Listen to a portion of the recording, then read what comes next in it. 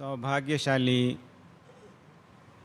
गुरुमुख सज्जन मंडली इसी प्रकार अपने मन की समस्त वृत्तियों को एकाग्र करते हुए सन्मुख विराजमान श्री परमहंस महान विभूतियों के एवं श्री हाजिर हजूर श्री सद्गुरुदेव महाराज जी के परम पावन देव दुर्लभ दर्शन करते हुए एक बार बड़े ही प्रेम सहित मिलकर बोलो जयकारा बोल मेरे श्री।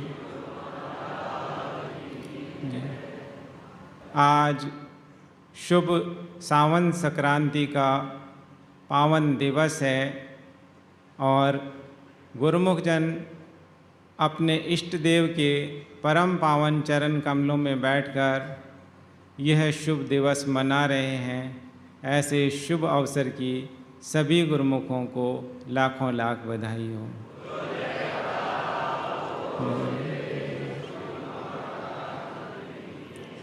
और अपने महाप्रभु परमहंसों के परम पावन चरण कमलों में आज के शुभ दिन की कोटिन कोट बधाई के पुष्प अर्पित करते हैं। बोल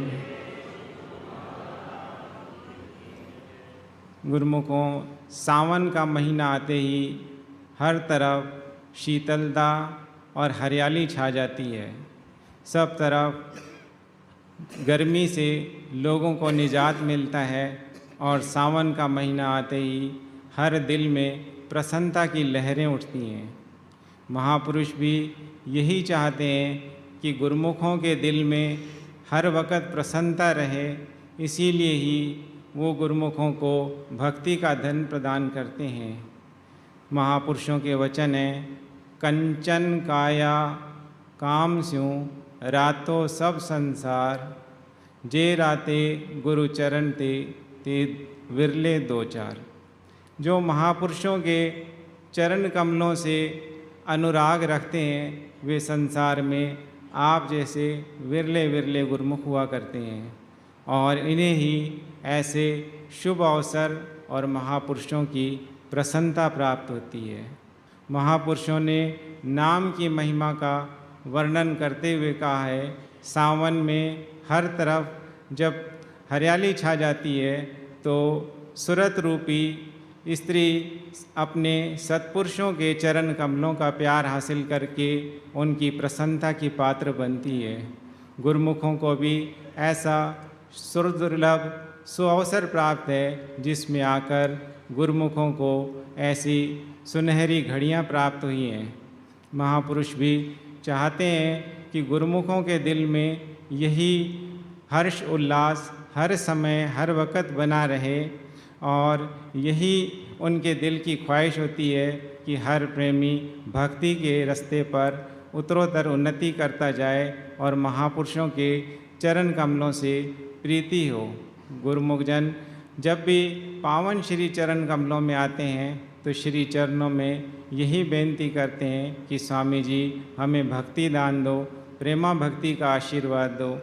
प्रेमा भक्ति का आशीर्वाद लेने के लिए जब प्रेमी श्री सद्गुरुदेव महाराज जी के चरणों में विनय करते हैं तो श्री सद्गुरुदेव महाराज जी उन्हें फरमाते हैं कि यह जो भक्ति के नियम बनाए गए हैं, इन नियमों की यदि पालना करोगे तो मांगने की ज़रूरत नहीं है, तो मैं स्वतः ही भक्ति का आशीर्वाद प्राप्त हो जाएगा।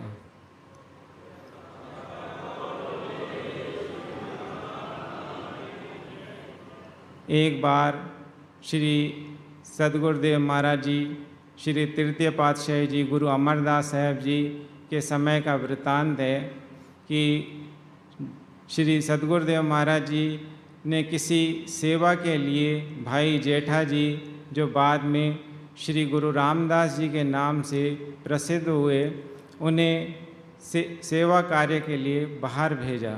जब वो सेवा कार्य करके वापस लौट रहे थे तो रास्ते में उन्होंने एक वस्त्रों की दुकान को देखा। वहाँ पर तरह तरह के वस्त्र टंगे हुए थे। उन वस्त्रों को देखकर उनके दिल में ख्याल आया कि यह चोला बहुत सुंदर है। श्री सद्गुरुदेव महाराज जी के तन पर बहुत सुंदर लगेगा। तो उस समय उन्होंने अपने पास देखा कि उनके पास जो रुपए थे उस चोले की कीमत से कम थे। उन्होंने थोड़ा आगे जाकर उस ख्यालों को दृढ़ किया और आगे आम की एक रेडी पर आम रखे हुए थे। उनके दिल में आया, यह आम बहुत रसीले हैं, अगर यह श्री गुरु महाराज जी को भोग लगे तो मन में बहुत प्रसन्नता होगी। यह विचार करके वो थोड़ी दूर जाकर विराजमान हो गए। जब थोड़ी देर अपने ख्यालों में श्री सद्गुरुदेव महाराज जी का ध्यान करते रहे तो उन्होंने वो चोला जो दुकान पर देखा था ख्यालों से उठाकर अपने श्री सद्गुरुदेव महाराज जी के अर्पित किया और आम का भोग भी लगाया और उनको याद करके भोग लगाते हुए स्वयं उस आम को अपने इष्ट देव के अर्पित कर दिया। जब उस तरफ श्री सद्गुरुदेव महाराज जी अपने सिंहासन पर संगतों के सम्मुख विराजमान थे तो उन्होंने देखा कि ये संगतें देख रही थी श्री सद्गुरुदेव महाराज जी अपने कर कमल कभी ऊंचे कर रहे हैं, कभी नीचे कर रहे हैं। तो संगतों को उनकी लीला समझ में ना आई। कुछ प्रेमियों ने श्री चरणों में विनय की कि स्वामी जी यह क्या लीला है।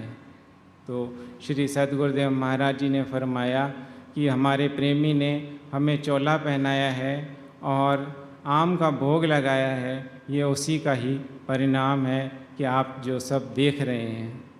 जब भाई जेठा जी श्री चरणों में पहुँचे तो श्री सद्गुरुदेव महाराज जी ने उनसे पूछ लिया कि आपने हमें चोला पहनाया था और आम का भोग लगाया था।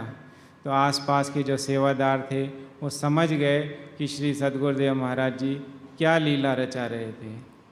महापुरुषों की प्रत्येक लीला में रहस्य होते हैं। एक बार एक प्रेमी ने आकर श्री चरणों में विनय की कि स्वामी जी हम जो घर पर आपको तिलक लगाते हैं, सेवा करते हैं, भोग लगाते हैं, क्या आप सब स्वीकार करते हो।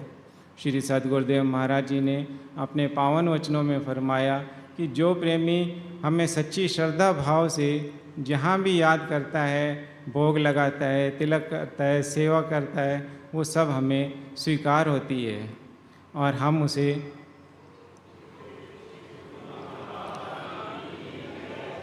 स्वीकार करते हैं।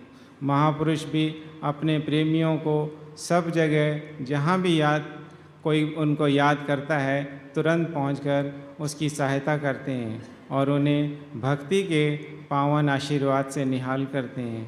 आज भी सब गुरुमुखों ने परम पावन चरणों में बैठकर शुभ संक्रांति का त्यौहार मनाया है और महापुरुषों की सच्ची प्रसन्नता को प्राप्त किया है। ऐसी शुभ घड़ियों की एक बार सब प्रेमियों को लाखों लाख बधाई हो।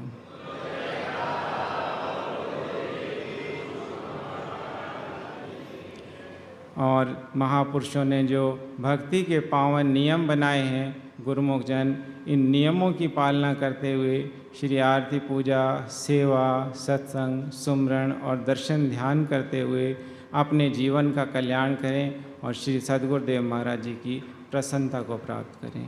बोलो जय।